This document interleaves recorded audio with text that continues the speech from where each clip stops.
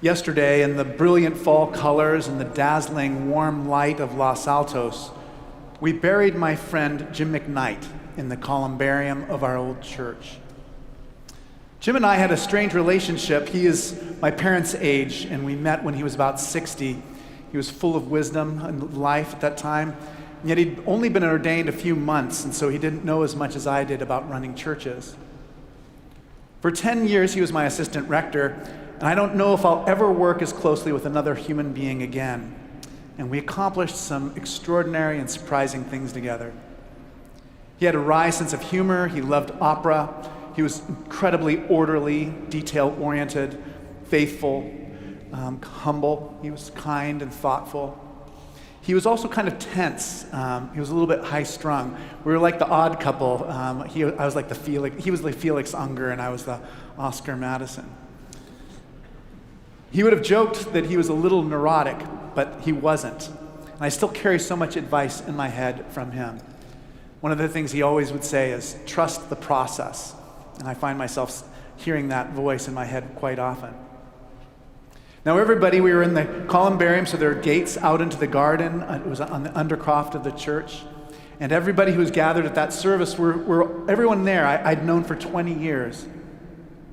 And after saying some words about Jim, I turned to Claire, the new rector, and I tried to thank her for taking care of the people that I loved so much.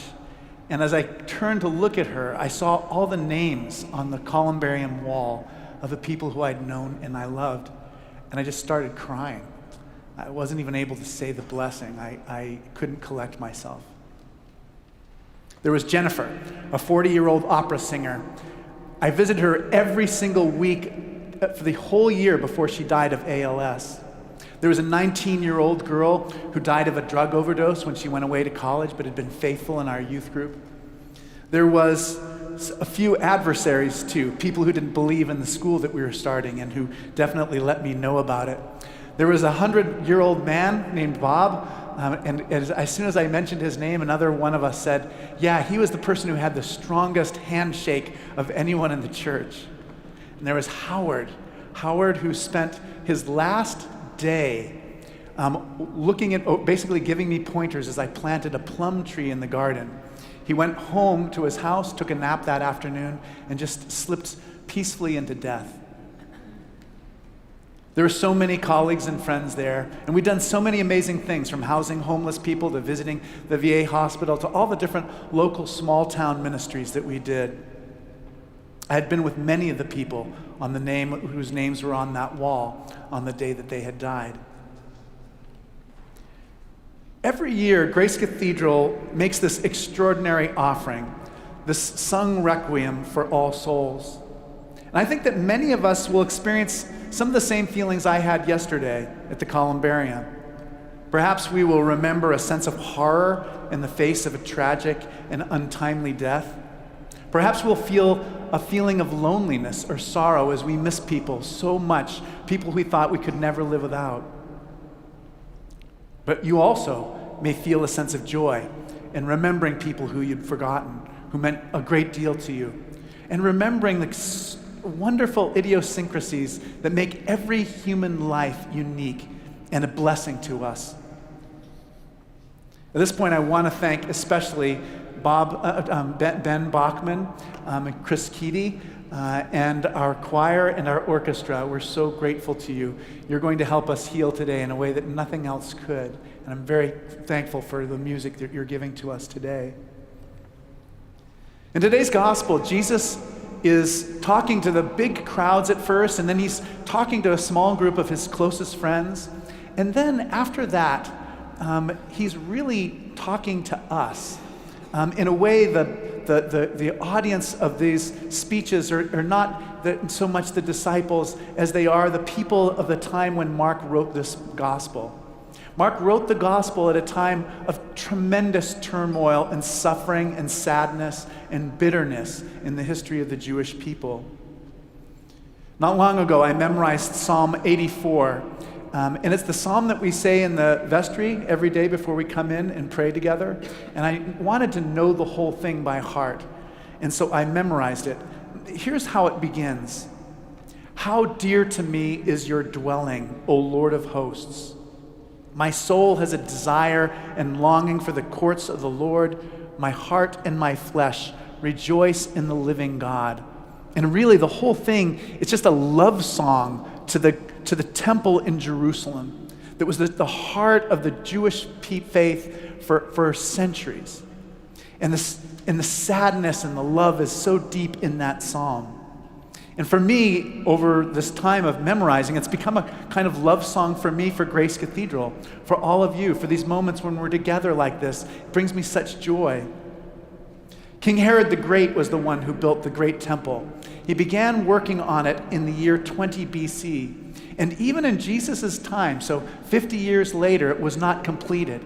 And so you can imagine Jesus' disciples coming to him and saying, what big stones.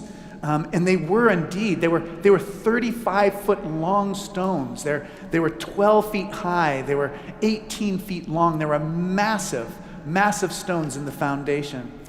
And yet Jesus warned them that one day that they would be overturned.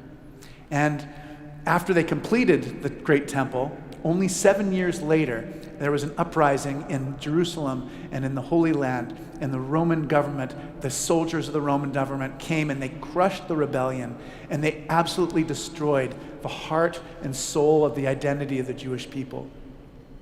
So that's what this is about. Terrible loss. And Jesus has 3 words of advice for these people who are experiencing this terrible loss.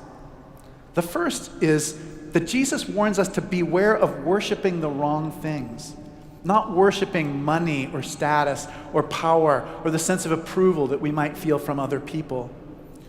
We can love those things in a way that lead us away from God. The second thing Jesus teaches us, he invites us to regard whatever is troubling us in a new light. Jesus invites us, whether we're mourning or in pain or in suffering or just disoriented from coming out of COVID, and Jesus promises us that this might be a kind of birth pang, that something extraordinary and new may be on the way, and this is the way we begin to sense that. On Friday, Heidi and I took our dear friend Rita Semmel, many of you know her and love her too, and we took her out to lunch for her 100th birthday. 100 years. And I asked her, I said, well, what advice do you have me to bring back to all the people who love you so much at Grace Cathedral? And she said, I don't really have anything to say. But then she thought of something different. And she said, listen, I want to tell you about this. She said, I think that at the heart of all true religions is this idea, tikkun olam. In Hebrew, it means the repair of the world. She said there's an idea like that in every single religion.